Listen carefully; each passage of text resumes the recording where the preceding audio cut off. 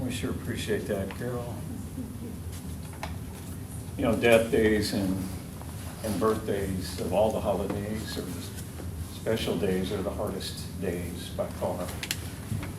And I can sure relate, Jim and Carol, Jacob, you've heard a terrific presentation of a young man who had all the promise in the world and his life was cut short. I think one of the purposes here, and I'm here to share with you, not because I have a desire to get up in front of anybody. I've done that all my life. It's not something, and in fact, I never ever envisioned that I'd be in an environment speaking or sharing in this capacity. I mean, not in my worst nightmare. You know, it's an exclusive club that we live in, and one that we were very unwillingly recruited into. But the reason I am here is because I want to take a statistic. We hear statistics all the time. With COVID, we hear statistics about how many people have gotten COVID or have died from COVID. You hear statistics around drinking and driving, impaired driving, drug driving, and all of that. Over 10,000 a year, every year consistently. And so the reason that I'm here, and I believe the reason that Carol and Jim are here, is to take one of those statistics and kind of stand it up and make it a reality, kind of make it real. So it's called a victim impact panel, so it'll have impact. I think sometimes we just get so immune to it all that it just bounces off of us and nothing really penetrates very deeply. And that's why I'm here in person, you know, and it's why they're here in person to share Jacob with you and to share my son with you. There's a quote that that has become precious to me, and it was written, about 375 BC, so it's been around quite a while. And it says this, it says, "He who learns must suffer."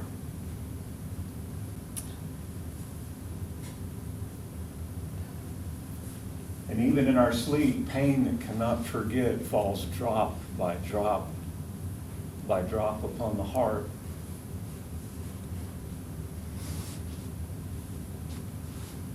And against our will comes wisdom to us by the awful grace of God. I don't understand suffering.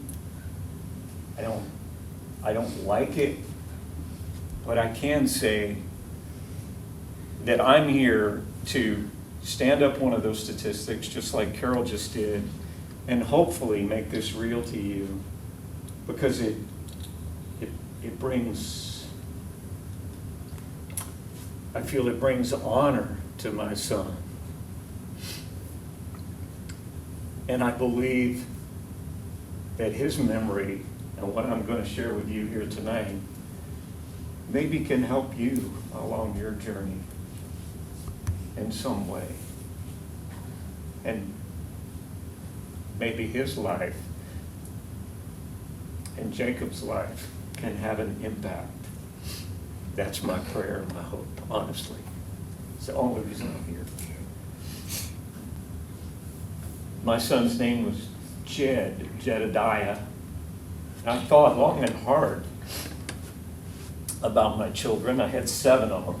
So I'm not a Mormon, not Catholic. I just had a lot of kids.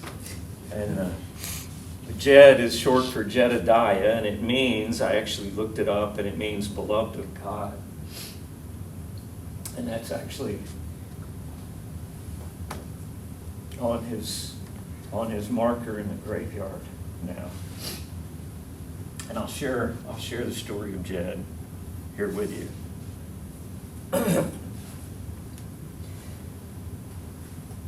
As I mentioned, I had 7 kids, so we toured the country playing music. I toured for about 18 years with my kids. I had a big bus, and we played in every state, performed in every state except Maine. Didn't really have a desire to go to Maine. Hope nobody's from Maine. It's a long way up there.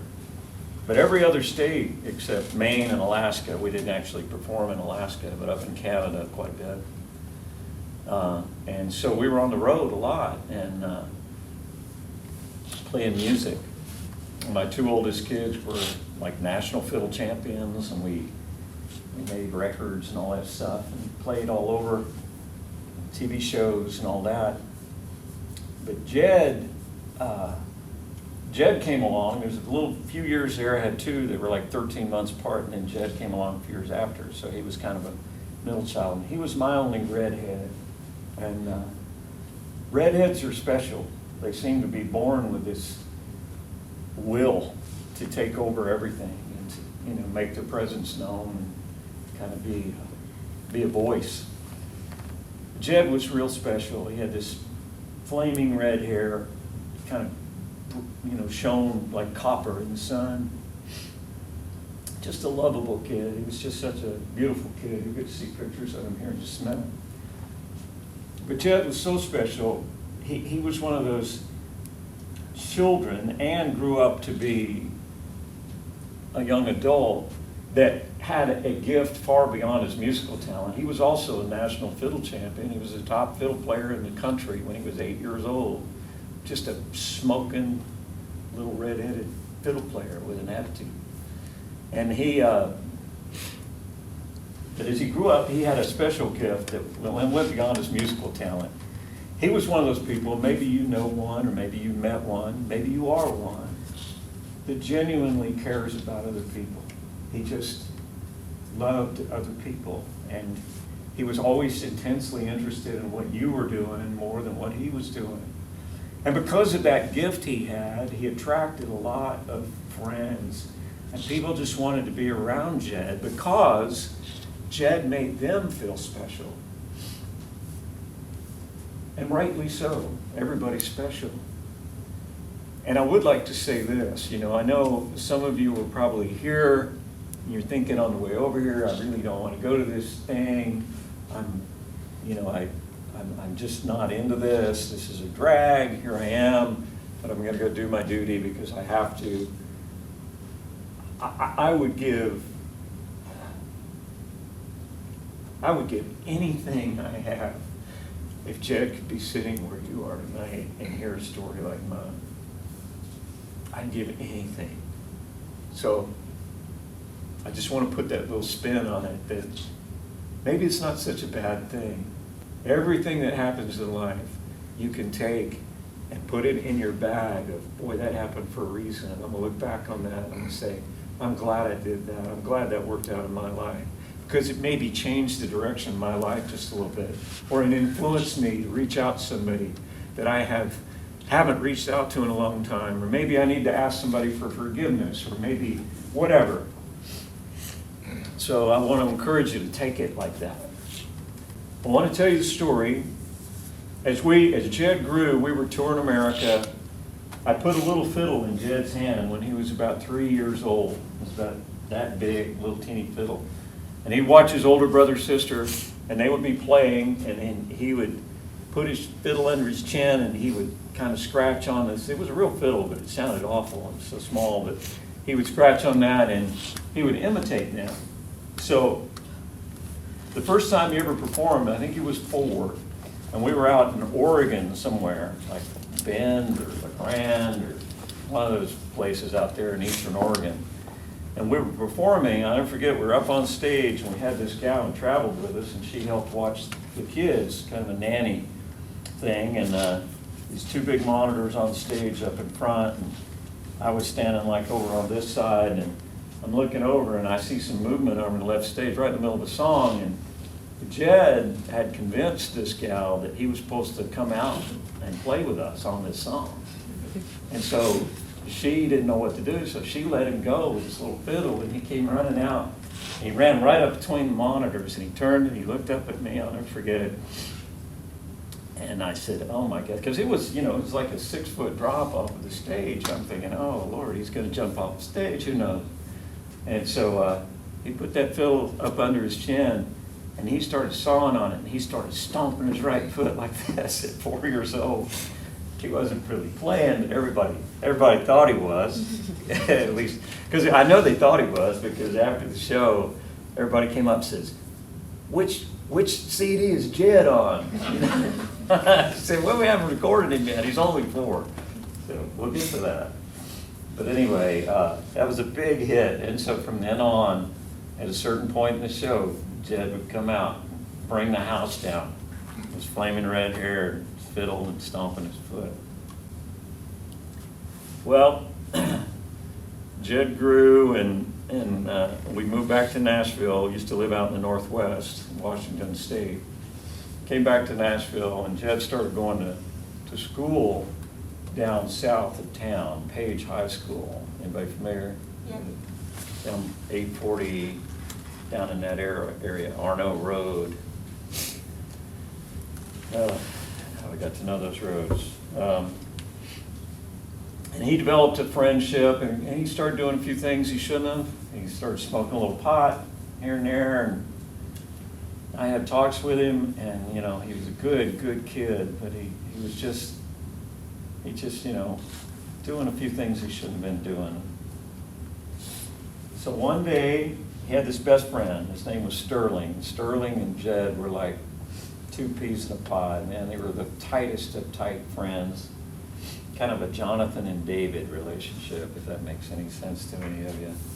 Just joined at the hip, and they loved each other, they cared about each other. They did everything together. And so they do all this crazy stuff. They did some of the jackass stuff, you know what I'm talking about? Jumping over stuff on a bicycle and cracking themselves up, filming it, laughing. I got a picture in here you'll see. Jed, there's one slide with his hair's kind of spiky, and he's got little scratches all over his face. That was from one of his jackass things. And so at one point, I had to go out of town. I had to go down to Texas. I went down there, and I just didn't feel good about this trip. It's weird. I just didn't. And I didn't want to go, actually. And I talked to a person. I said, I really don't want to go. They said, no, you need to go on this trip. So I went. Well, while I was down there, Jed and Sterling had this plan concocted where they were going to come to my house.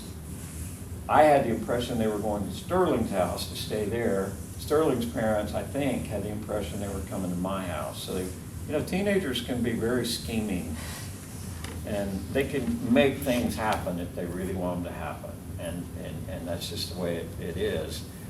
And so while I was in Texas, Jed and Sterling got together, and one of my other sons, and they had this little party at the house. Nothing big, it was mainly just the 3 of them. But they had gotten a 12-pack, I think it was, or 6-pack, I can't remember exactly which. And they were doing this little quarters game, drinking and having a good time while I was out of town. Now, I'd have been mad, really mad. But I think things would have remained contained to that if just this other thing hadn't happened. Well, there was this lady and her son lived kind of close down there, and they'd have these bonfires at night, and they'd invite all these teenagers over. And the teenagers would drink and party around this big bonfire on this farm, and then they'd all get in their big bad trucks, and then they'd drive away. And these were adults. These were like 35, 40-year-old people encouraging these kids to do this, thinking they were being a friend. So one of these kids came to my house while I was out of town in a big bad pickup truck. His name was Brian Stevens. And Brian had had a rough childhood. His dad had died when he was 4. His mom was paraplegic in a wheelchair. And Brian had, I guess, every excuse to be angry. And he medicated his anger in all the wrong ways. How many of you understand that you can do the wrong things when you're angry?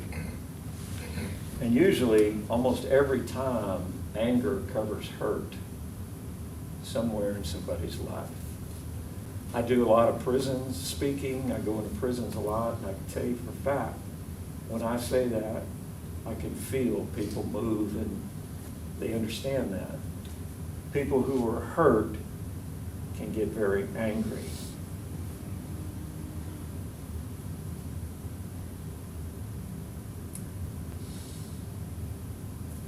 Well, Brian showed up at my house, and he had a whole case of beer purchased by one of these adults at that bonfire. Gave it to him, helped him load it in the back of his pickup truck.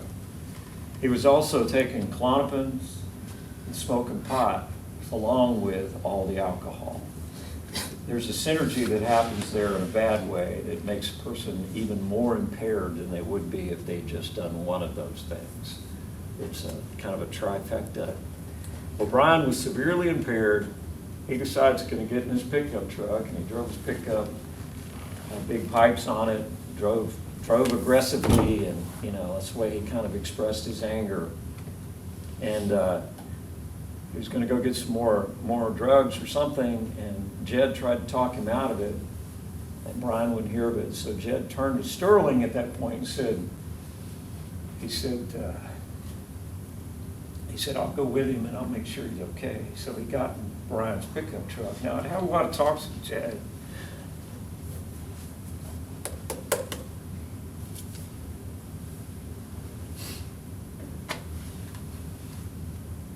But it's a regret that I have, that I never thought to tell him, never get into a vehicle with an impaired driver. I missed that one. I just didn't cover all the bases. Whether it would have prevented it or not, I don't know.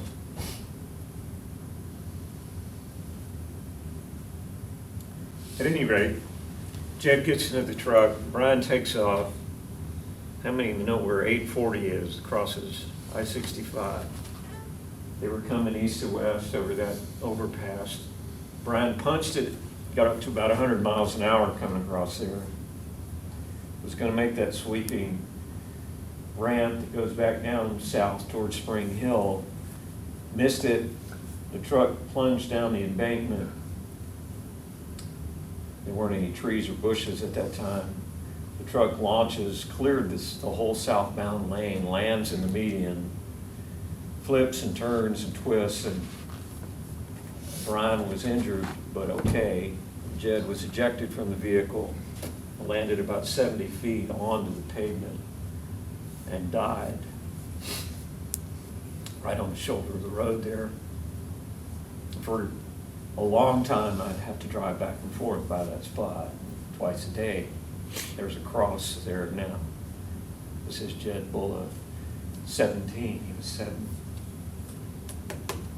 17 years old. So, Jed had brothers and sisters. Now, I want to tell you something about grief. Grief, I can't think of anything harder than losing a child. Maybe there's some things out there, but I can't think of them. Grief feels like, the root word for grief is gravitas, which means gravity, or means heavy. It actually felt like to me that my heart was literally going to rip out of my chest downward. I was being pulled so hard in such agony and grief. I was down in Texas. I got the call. I collapsed. I said, Jed's dead. I collapsed.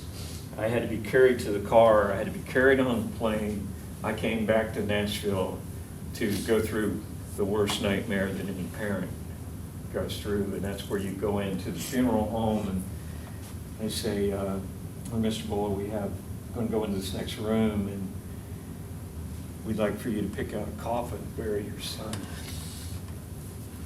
Oh, by the way, do you have any special clothes? Do you have a favorite shirt? All that kind of stuff. It's just horrendously horrible things to go through. But I never got to see Jed.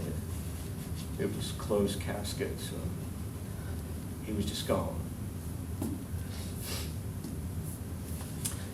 His, let's see if I can get this here.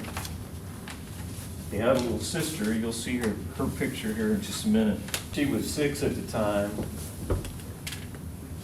and she wrote this, or actually 7. She said, "Dear Jed, I miss you so much. I wish you were here with me. That's all I can say. I love you. I can't think of a better compliment to give you. I love you very, very much. Please come back, please. I really miss you. I need you here. And she wrote that in December, after a few months after he had died. I could go on and on with that kind of thing, but I wanted to say that the same thing. We entered into this nightmare legally. It took 2 years. The driver of the vehicle lost his license for 10 years, and that was it. But the main thing about that is that I wanted to get in front of Brian, and I wanted to talk to him, and I wanted to just express to him the significance and the impact that this had on our lives, my whole family. And I was able to do that. And Brian broke, and he asked me to forgive him, and I hugged him in the courtroom, and I said, I forgive you. I was able to forgive the guy that bought the alcohol. He did the same thing, came to me. I was going to kill him, I'll be honest with you. I was in a very dark spot. And Jed had written a letter that I'm going to read at the very end here that I want to share with you that kept me from doing that. This was his wallet. This was on him when he died. And in this was this little piece of paper. I'll share that with you. But before I do that, I wanted to share Jed with you. And I'm a songwriter, so I wrote a song that expresses the sentiments of losing my son. And I want to play that while I show you a snapshot of Jed, if I can do that. I'll try to do that. Let me put it that way. You know, I've been speaking, but it's been a bit through COVID, and I need to do this, and I appreciate you listening, because if I can feel that, Jed's memory, Jacob's memory can help somebody along the way in some way, it's just such a blessing for me. In the midst of that, I was actually contacted by Mad. Mad reached out to me, and I have to say that that was a lifeline for me.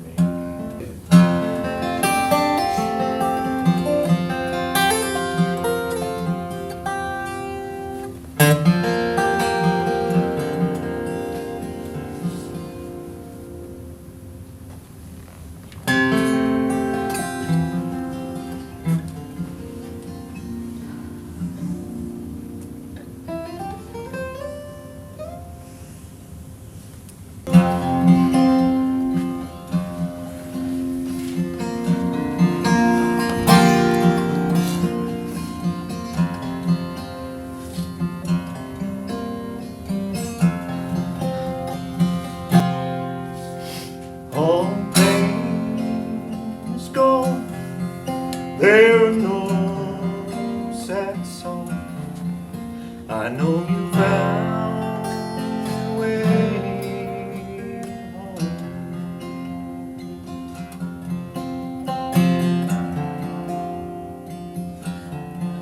There's no more shame since he called.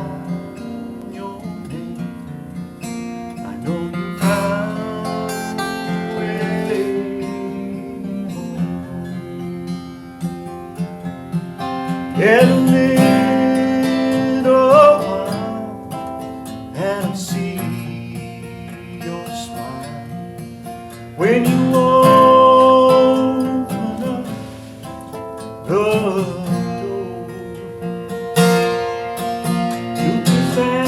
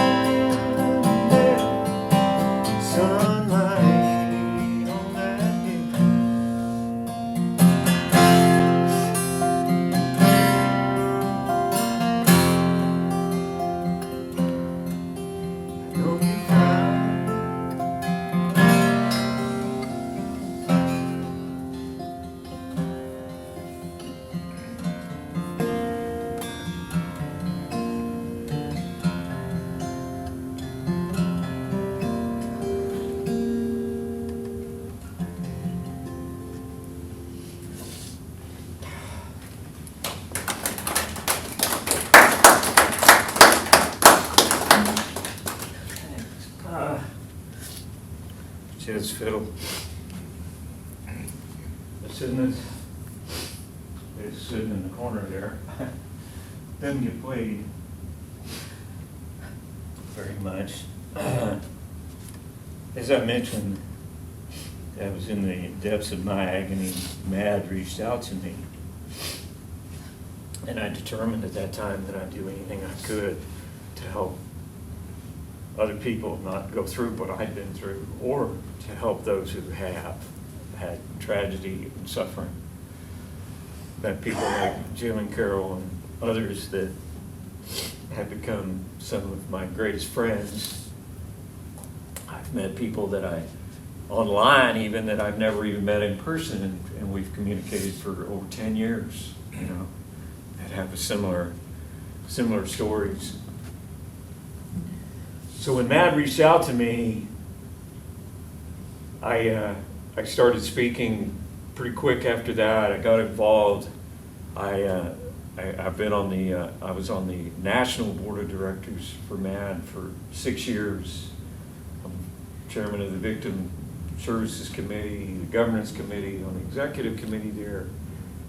And I did all that on a national level, but I tell you, I longed to get back to doing this right here, because I don't think there's anything I can do that brings more honor to my son than this, and gives me the opportunity to connect on a level, a real level that is so important when you've been through or this kind of thing. Just a quick story, a little encouragement along the way was I was washing my hands a couple years ago now in a restroom, and a guy was struggling. They were standing beside me, and we were talking, and it was obvious he was having a tough day. And I said something like, "Well, every day's Friday. It could always be worse." And he goes, "It's funny you should say that." He said, 6 years ago I was graduating from college, and they had this motivational speaker, and she was pretty good. They had this other guy get up and share, and he was one of the student body, and he was getting ready to graduate, or he was there graduating too. And he said that a promise was that he would be at his son's graduation and his son would be at his, but his son had just been killed. And I listened to that guy, and I looked back on it, and it changed my life. He said, "I was struggling, my marriage was a mess, my life was a mess, my kids were not doing well. And I can look back on that, and I can see that put me on a slightly different path, and it really, really did have an impact on my life." And I asked him, I said, "What year did you graduate?" And he told me, and I said, "That was me, and that was my son." And it was 6 years later in a random meeting. So it can make a difference. And I encourage you to take whatever talents, whatever influence you have in your life, really, and use it to help other people in some way. I mean, get your own life right, and then get others, reach out and help them. This I want to read, and that's why Matt has been such a big part of my life, because it's given me an avenue to do that. And a lot of people don't realize this, but MAD is one of the largest victim services organizations in the world. The money that costs you here goes to help people, to reach out to victims, to reach out and help people. So I want to encourage you in that way too. This was in Jed's wallet, half sheet of notebook paper, and I just want to read it to you. If you could hit that thing one more time, it'll pop up so you can read along. It's written in his own hand, and just a half sheet of notebook paper. It says, "God, please forgive me of my sin and help me get my life on track. I need you, God. Please help the ones I love forgive me. I accept your judgment and will in my life. I accept all that I receive with a willing heart and with no anger or frustration." That statement right there is what helped me forgive Brian Stevens. For I know that all that happens is your plan and your will. Let God's will be done. Let your will be done in my life. God, please help me get my life in order so I can serve you, God. In Jesus' name. And I want to leave you with that thought. I want to encourage you.